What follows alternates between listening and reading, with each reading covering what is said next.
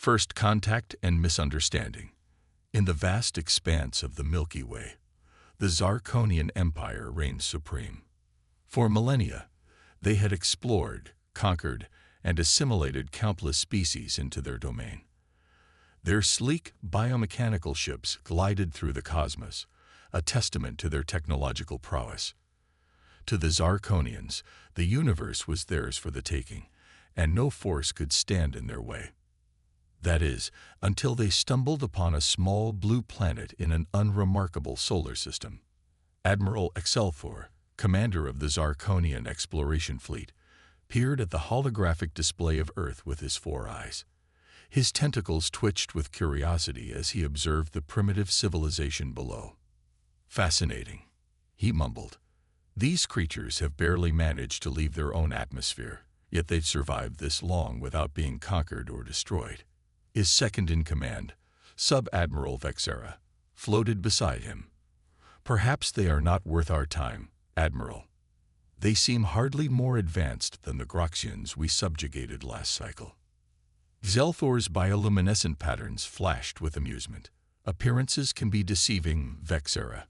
I sense potential in these beings. We shall make contact and offer them the honor of joining our glorious empire." As the Zarkonian ships descended through Earth's atmosphere, humanity reacted with a mixture of awe, fear, and excitement. World leaders scrambled to coordinate a response, while civilians took to social media, their smartphones capturing grainy footage of the alien vessels. In New York City, Dr. Samantha Chen, a brilliant xenolinguist, found herself thrust into the spotlight. As one of the world's foremost experts on theoretical alien communication, she was quickly whisked away to a secure facility to assist in first contact procedures. Meanwhile, in a small town in Kansas, former Army Ranger turned mechanic Jake Cooper watched the news with growing unease.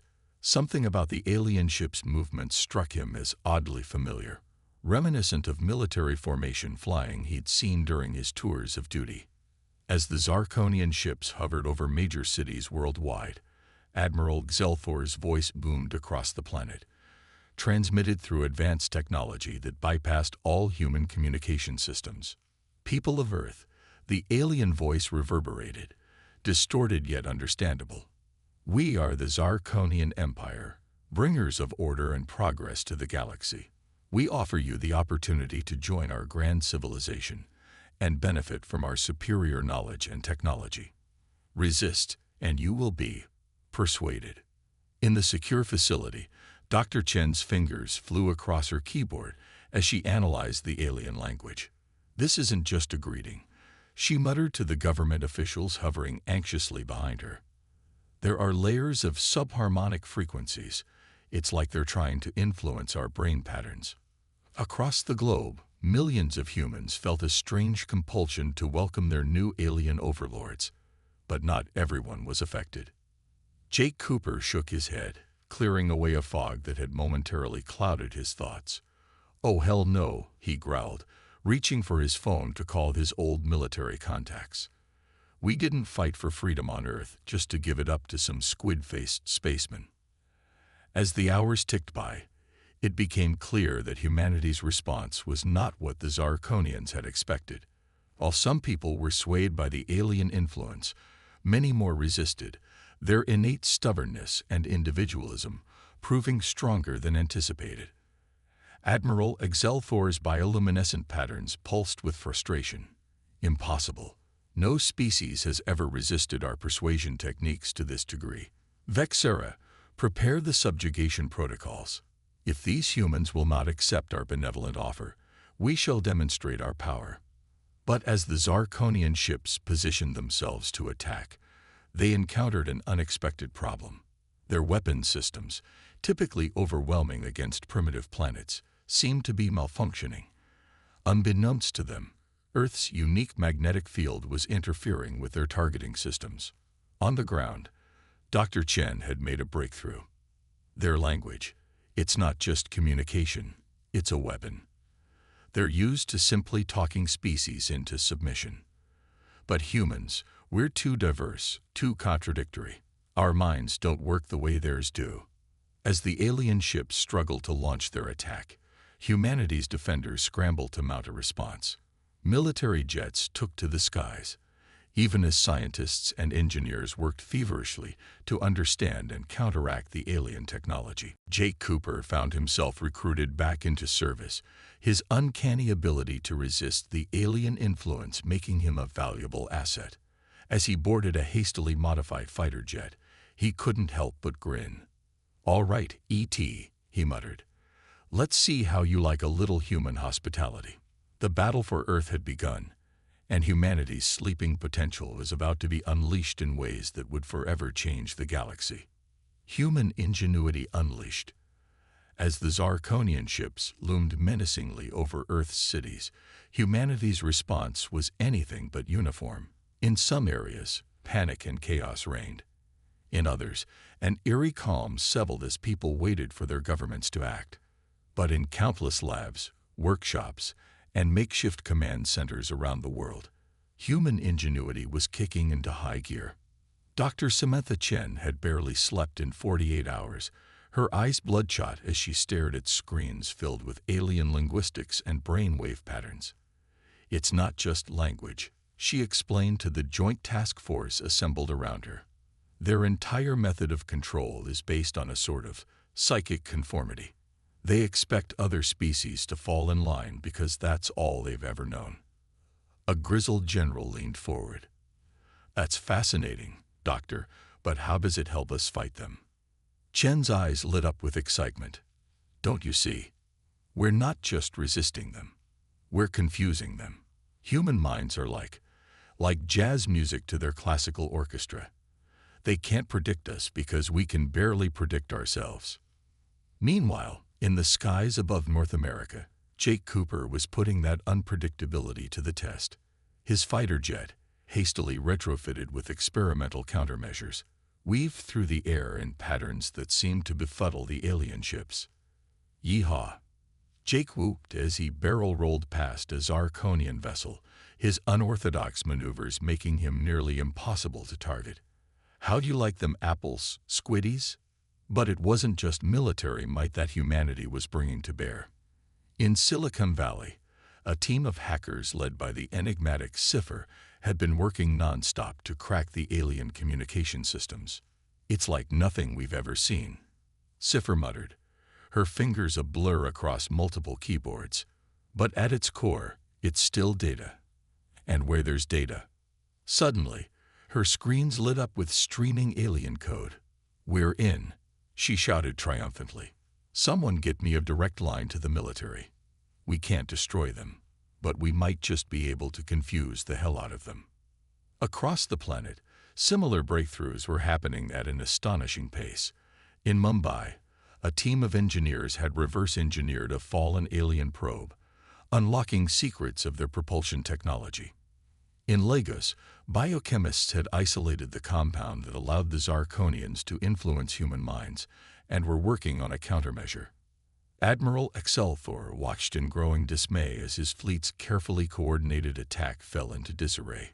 Human fighters that should have been easily destroyed were running circles around his ships. Communications were becoming garbled with nonsensical human memes and something called rickrolling. "This is unprecedented," he bellowed, his tentacles writhing in agitation. "How can they be adapting so quickly? We've conquered worlds 10 times more advanced than this." Sub-Admiral Vexera's bioluminescent patterns flickered with concern. "Admiral, I've been analyzing their information networks. These humans, they're not just fighting us. They're enjoying it. Look at this." The holographic display filled with images from around the world. Humans were not just resisting, they were creating. Street artists spray-painted murals of heroic humans facing down alien squids. Children built elaborate pillow forts, declaring them anti-alien fortresses. Memes and jokes about the invasion spread faster than the Zarkonians could comprehend. In New York, a group of Broadway performers had hastily written and staged a musical about the invasion, somehow managing to make the aliens both terrifying and ridiculous. The show was streaming worldwide, boosting morale and confounding Zarkonian cultural analysts. Dr. Chen, watching this explosion of human creativity from her command center, couldn't help but laugh. "Don't you see?" she told the astonished military brass. "This is our true weapon. Our diversity, our adaptability, our sheer stubborn refusal to go quietly into the night. We're not just fighting them. We're rewriting the rules of the game entirely."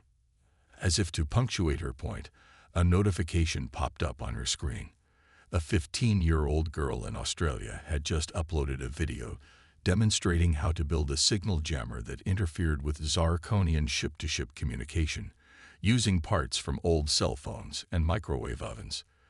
The video had gone viral, with makers and tinkerers around the world already improving on the design. Jake Cooper, returning from another successful sortie, was greeted by cheering ground crews.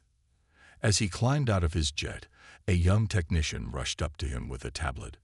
"Sir, you've got to see this. Some kid in his garage figured out how to boost our countermeasures using. Well, you're not going to believe this." Jake looked at the schematic on the screen and burst out laughing. "Is that a modified Xbox controller? Hot damn, I love this planet." As night fell on the second day of the invasion, the Zarkonian fleet found itself in disarray. Their carefully laid plans were in shambles. Their technology was being hacked and reverse-engineered at an alarming rate, and worst of all, they were becoming a laughingstock across human social media. Admiral Excelfor, his composure finally breaking, turned to his second-in-command. "Vexera," he said quietly, "I fear we may have made a terrible mistake.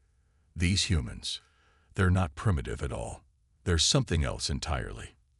As the Zarkonians retreated to regroup and reassess, humanity celebrated its first victory.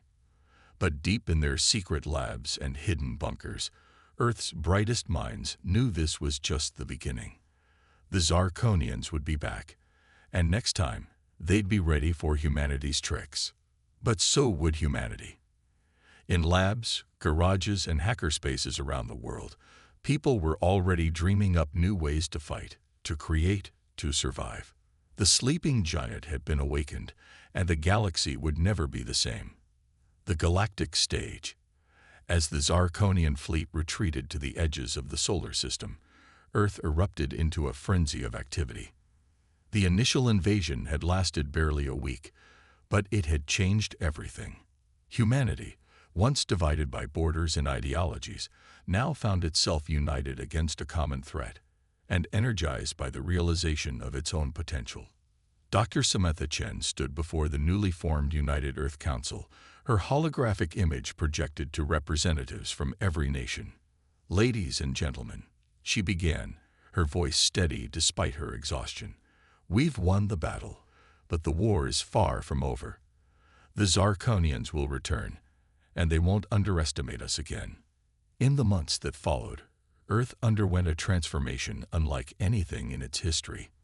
The reverse-engineered alien technology, combined with humanity's newfound sense of purpose, led to advancements that would have seemed like science fiction mere months ago.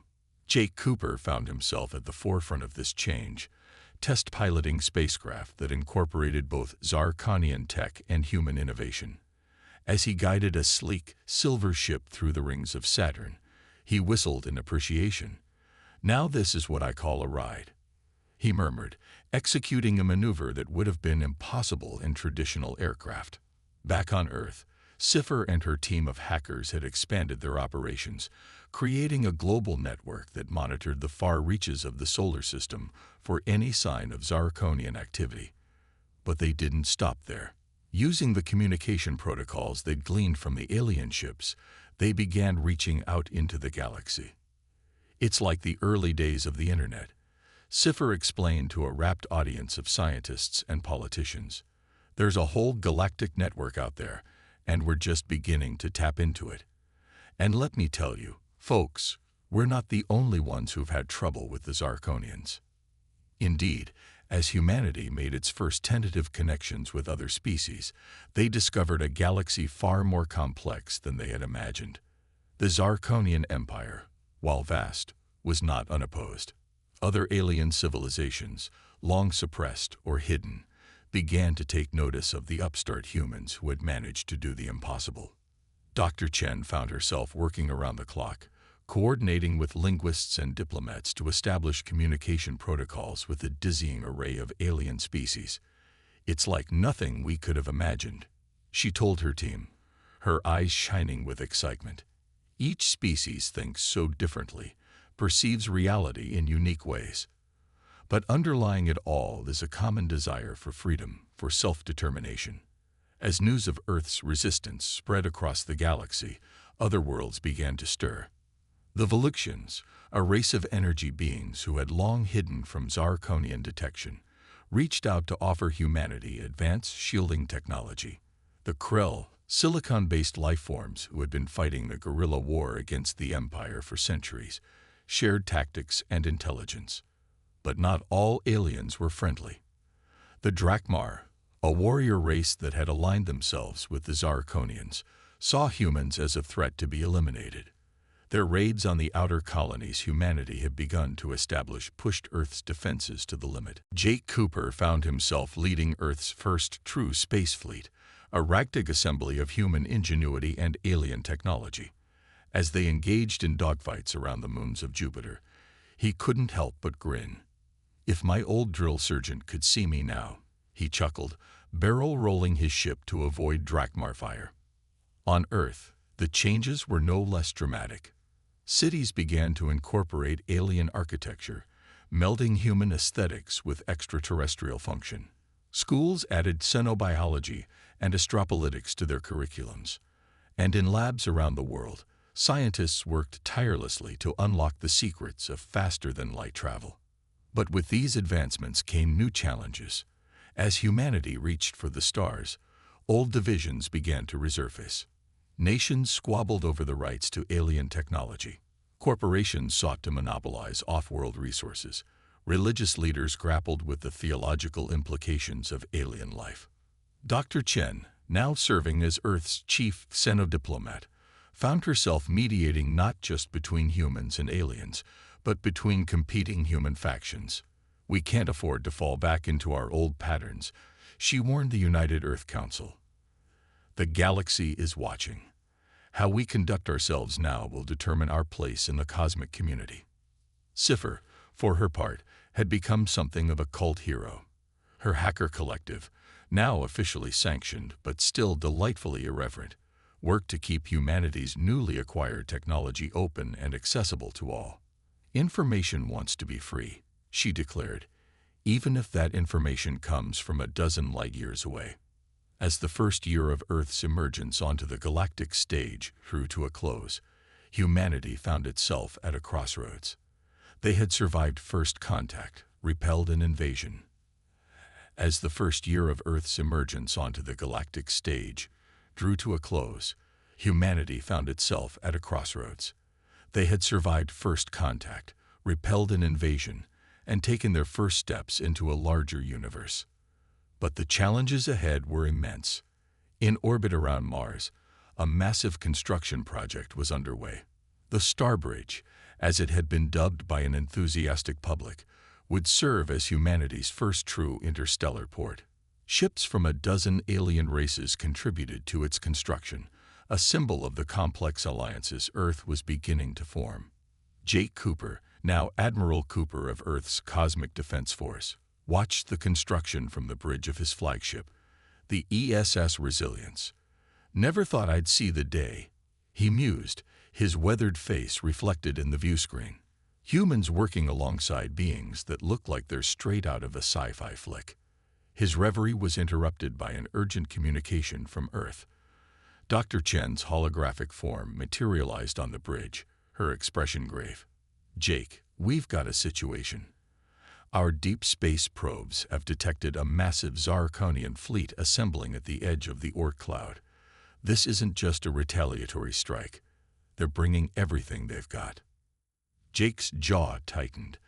"They're coming to finish what they started. How long do we have?" 2 months, maybe 3, Chen replied. "We're calling an emergency session of the United Earth Council. We need you back here ASAP." As news of the impending Zarkonian assault spread, Earth's fledgling unity was put to the test. Some nations called for an all-out military buildup, while others argued for attempting diplomatic negotiations. Fringe groups advocated for everything from surrender to attempting to destroy the entire Orc cloud. In the midst of this chaos, an unexpected message arrived. The Arcturians, a highly advanced race that had long remained neutral in galactic affairs, requested an audience with Earth's leaders. Their avatar, a being of swirling light and geometric patterns, addressed the United Earth Council. "Humans of Earth," the Arcturian emissary began, its voice resonating with harmonics that seemed to touch the soul. "Your species stands at a pivotal moment. The choices you make now will echo across the cosmos for eons to come. We offer you a choice. Join us in our great conclave, a union of peaceful races dedicated to the pursuit of knowledge and harmony. But know this, to join us, you must renounce violence, even in the face of annihilation." The council chamber erupted into heated debate. Dr. Chen argued passionately for accepting the offer, seeing it as a path to long-term survival and enlightenment. Others, including Admiral Cooper, were more skeptical. "With all due respect to our luminous friend," Jake countered, "the Zarkonians aren't going to back off just because we join some galactic kumbaya circle. We need to fight, and we need allies who aren't afraid to get their hands dirty." As the debate raged on Earth, out in the asteroid belt, Sci-Fi and her team were working on a project that could tip the scales. Using a combination of reverse-engineered Zarkonian tech and good old-fashioned human hacking skills, they were attempting to create a virus that could infiltrate and disable the enemy fleet. "It's like trying to write code for a quantum computer while riding a roller coaster," Sci-Fi grumbled, her fingers flying over holographic interfaces. "But if we can pull this off, we might just have a chance." With time running out and the fate of Earth hanging in the balance, humanity faced its greatest test yet. The choices made in the coming days would determine not just the future of one planet, but potentially the course of galactic history. Crisis and cooperation. As the Zarkonian armada approached, Earth was a planet transformed. The once blue marble now sparkled with the lights of orbital defense platforms and the comings and goings of allied alien ships. But beneath the veneer of technological advancement, old human tensions simmered. The United Earth Council had been deadlocked for weeks, unable to reach a consensus on how to face the looming threat. The offer from the Arcturians had split the global community. Some saw it as a path to enlightenment and long-term survival, while others viewed it as naive pacifism in the face of an existential threat. Dr. Samantha Chen found herself at the center of this ideological storm. Her advocacy for joining the Great Conclave had earned her both devoted followers and fierce critics. As she prepared to address yet another council session, she couldn't shake a feeling of impending doom. "We stand at a crossroads," she began, her voice steady despite her inner turmoil. "The Arcturians offer us a future of peace and advancement, a chance to transcend our violent past. But can we trust that this path will protect us from the very real threat bearing down on us?" Admiral Jake Cooper, listening from his command chair aboard the Resilience, snorted in derision. "Pretty words won't stop Zarkonian plasma cannons," he muttered. His fleet was spread thin, trying to protect Earth's newly established colonies while preparing for the coming assault. Every day brought reports of skirmishes with Zarkonian scout ships, each encounter a grim reminder of the power they faced. But even as humanity grappled with its choices, the galaxy continued to evolve around them. Word of Earth's resistance had spread, inspiring other subjugated races to rise up against Zarkonian rule.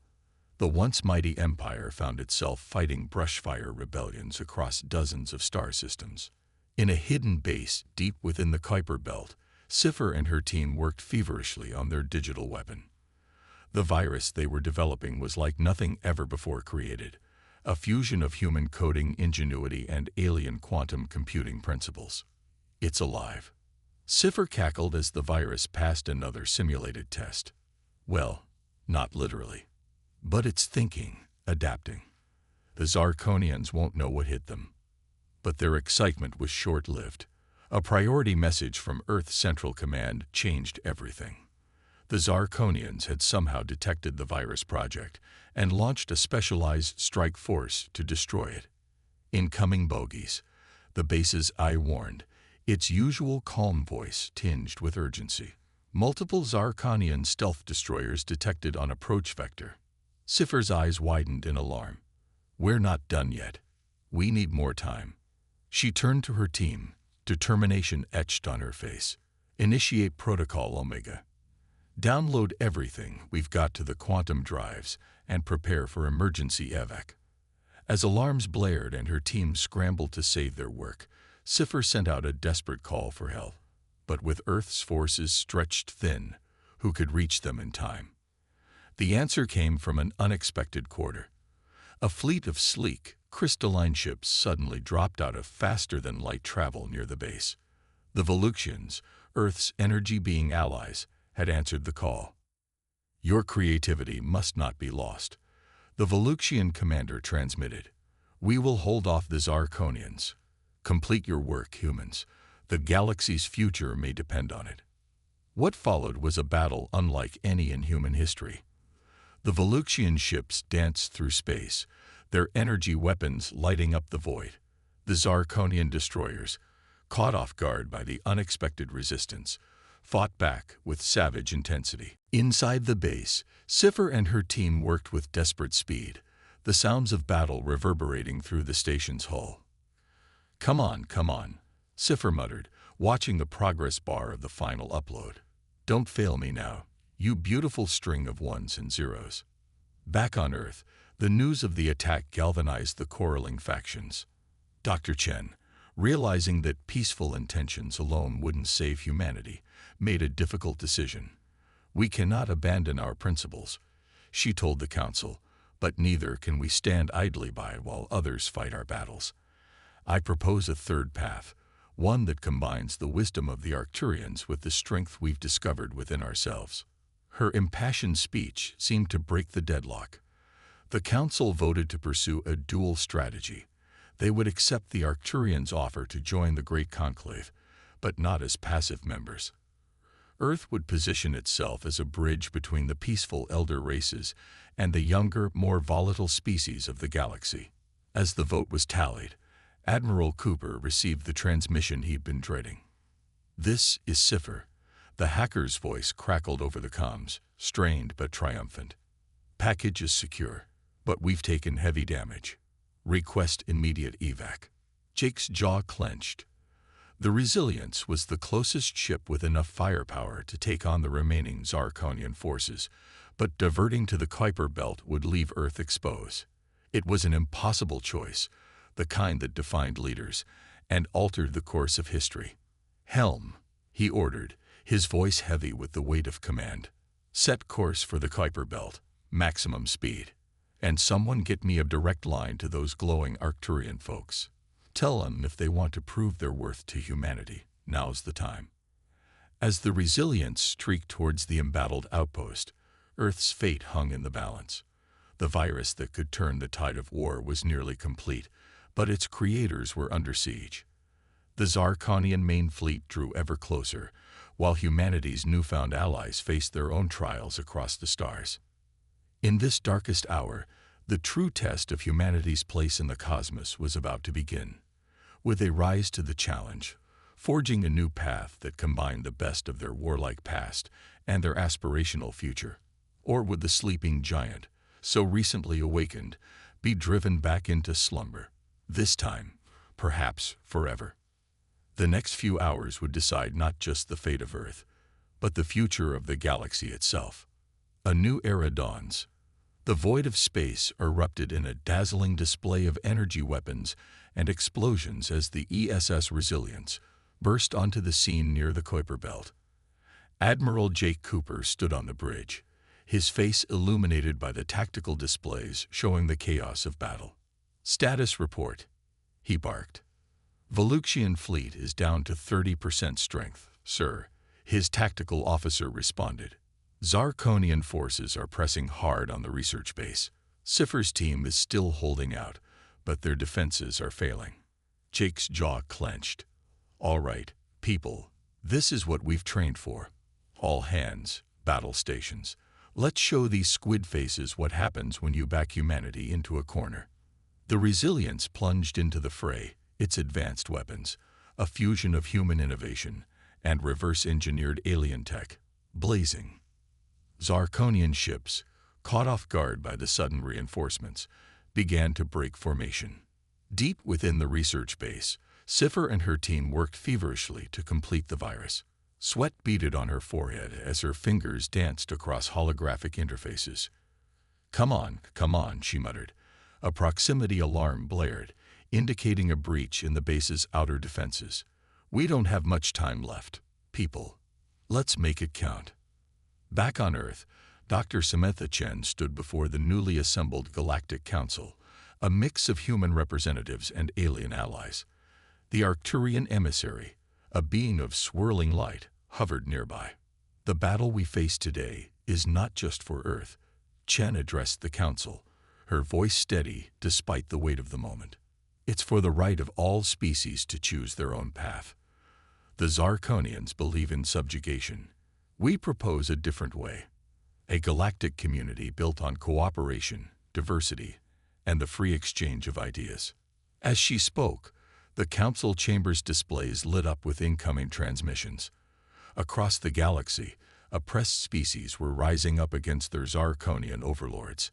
Inspired by Earth's resistance, they had found the courage to fight for their freedom. In the Kuiper Belt, the tide of battle was turning. The Resilience, working in concert with the remaining Voluxian ships, had managed to punch a hole through the Zarkonian lines. But the victory had come at a cost. The ship's hull was breached in multiple places, and life support was failing on several decks. Jake Cooper, blood trickling from a gash on his forehead, turned to his communications officer. Get me a line to that research base. Sci-Fi's face, smudged with grime and tension, appeared on the view screen. Please tell me you're here to save our asses, Admiral, she said with a grim smile. Working on it, Jake replied. Tell me you've got some good news. Sci-Fi's smile widened. Oh, I've got better than good news. I've got a galaxy-changing, empire-toppling, humanity-saving digital payload ready to deploy. We just need to get it into the Zarkonian command network. Jake nodded. All right, people, you heard the lady. Let's make a hole. What followed was a daring maneuver that would be studied in military academies for generations to come. The Resilience, systems failing and hull barely holding together, made a kamikaze run straight for the Zarkonian flagship. At the last possible moment, it fired a specially designed probe containing Sci-Fi's virus directly into the alien vessel's data port. For a moment, nothing happened. Then, like a wave spreading across the stars, Zarkonian ships began to power down. Weapons went offline, engines failed, and communication systems fell silent. On the bridge of his flagship, Admiral Xelthor watched in horror as his mighty armada fell dark around him. Impossible, he whispered, his tentacles writhing in distress. How could they have? What are these humans? As the Zarkonian threat crumbled, cheers erupted across Earth and its colonies, but the victory celebration was short-lived. The real work was just beginning. In the months that followed, the galaxy underwent a transformation. The fall of the Zarkonian Empire left a power vacuum that threatened to plunge dozens of star systems into chaos. It was here that humanity found its true calling. Dr. Chen, now serving as Earth's ambassador to the Galactic Council, worked tirelessly to build a new interstellar community. Human diplomats, engineers, and peacekeepers spread across the stars, helping former Zarkonian subjects rebuild and find their own paths. Jake Cooper, hailed as a hero of the war, found himself in an unexpected role, teaching former enemy combatants about human concepts of freedom and self-determination. Never thought I'd be giving civics lessons to tentacled aliens, he often joked. But hey, beats shooting at each other. Sci-Fi and her team became the architects of a new galactic internet, a free and open network that allowed species across the cosmos to share knowledge and culture. Information wants to be free. she declared at the network's launch, even if that information comes from a dozen different dimensions. But perhaps the most profound change came in humanity's relationship with the Arcturians and the other elder races of the galaxy. As promised, Earth had joined the Great Conclave, but on its own terms.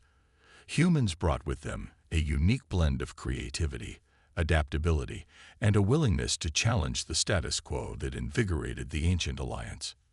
"We do not seek to rule the galaxy," Dr. Chen told the Galactic Council in a speech that would be remembered for generations. "Nor do we wish to impose our way of life on others. Instead, we offer a hand of friendship to all species, a promise to stand together against tyranny, and an invitation to join us in exploring the infinite wonders of the cosmos." As the new era dawned, humanity found itself at the forefront of a galactic renaissance. The sleeping giant had not only awakened, it had inspired a universe to dream of a better tomorrow. In a small classroom on one of Jupiter's moons, a young human teacher stood before a class of alien children, each a different species. On the wall behind her, a banner displayed a simple message in dozens of languages. "The universe is vast, but together, we are limitless." As she began her lesson on the Great Zarkonian War and the birth of the new galactic age, the teacher couldn't help but smile. The future, with all its challenges and opportunities, was bright indeed. And somewhere out there, in the vast expanse of space, the next great adventure was waiting to begin.